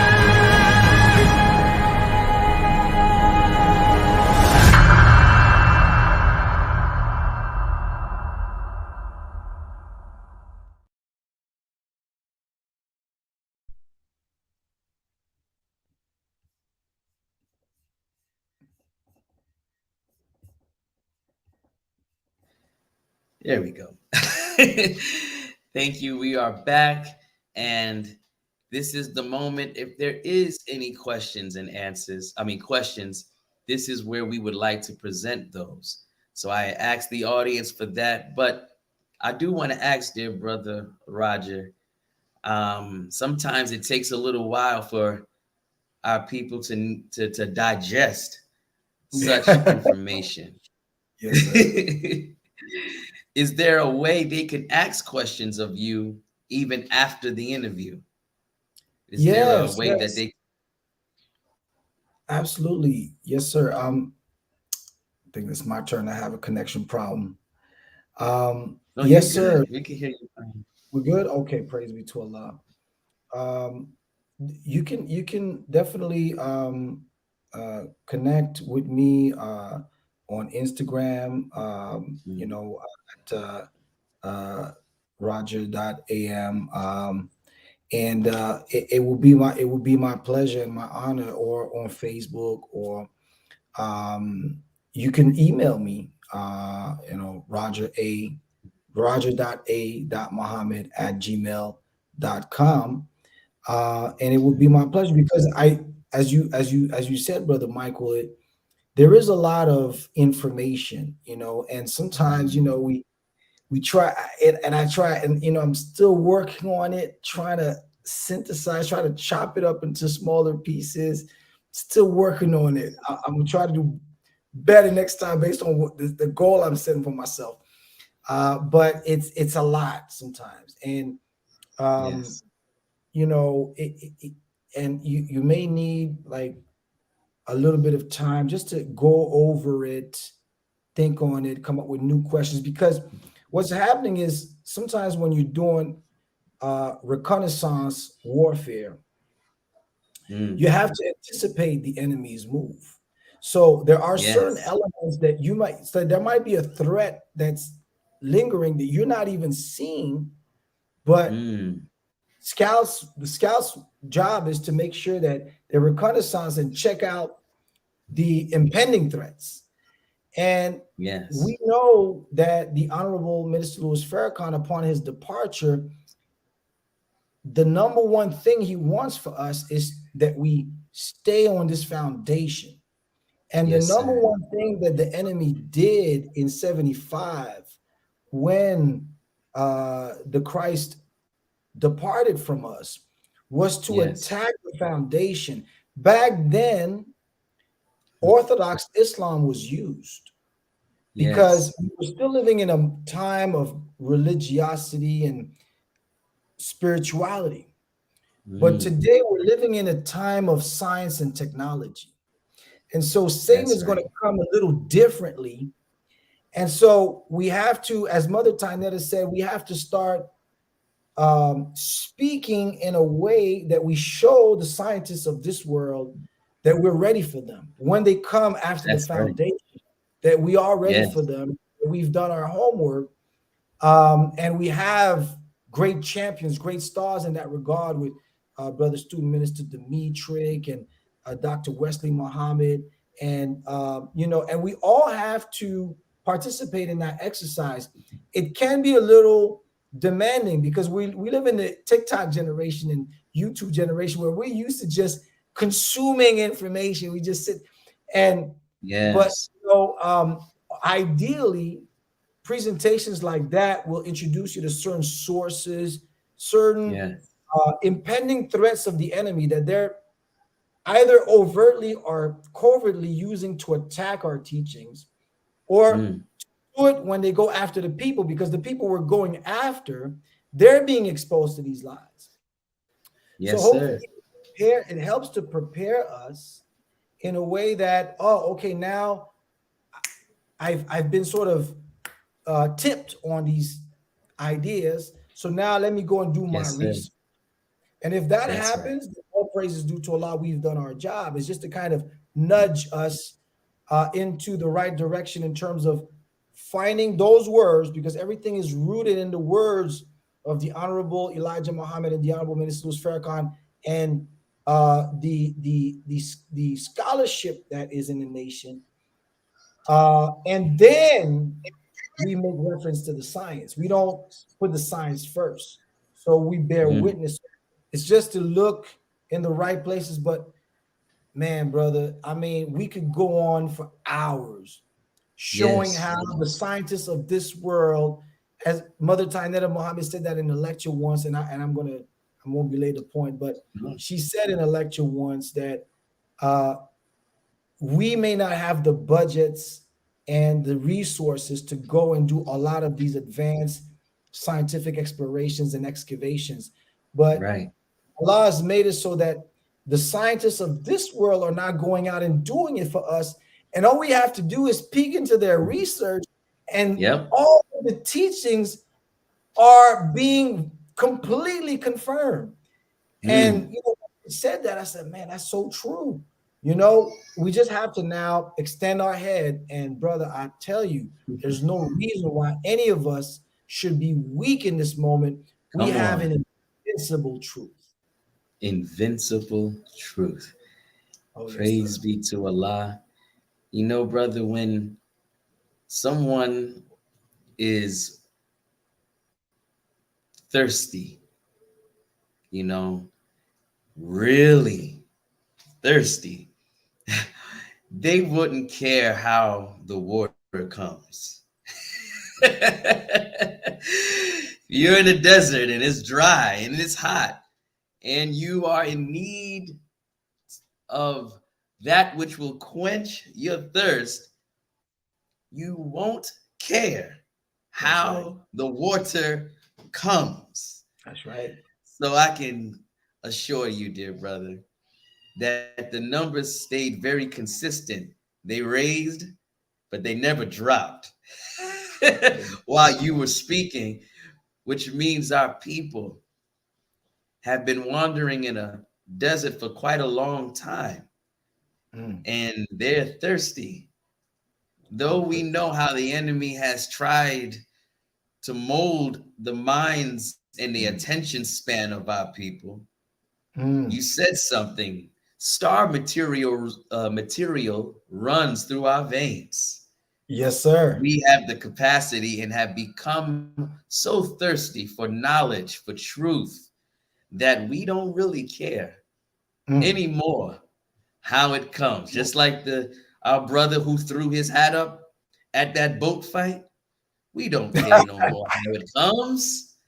So they're thirsty. So you don't have to critique yourself, dear brother Roger, on how your time was. I mean, the timing was perfect. Some things has to be in the way that it is. This kind of truth can't be on a TikTok. But, you know, I'll just say it like that.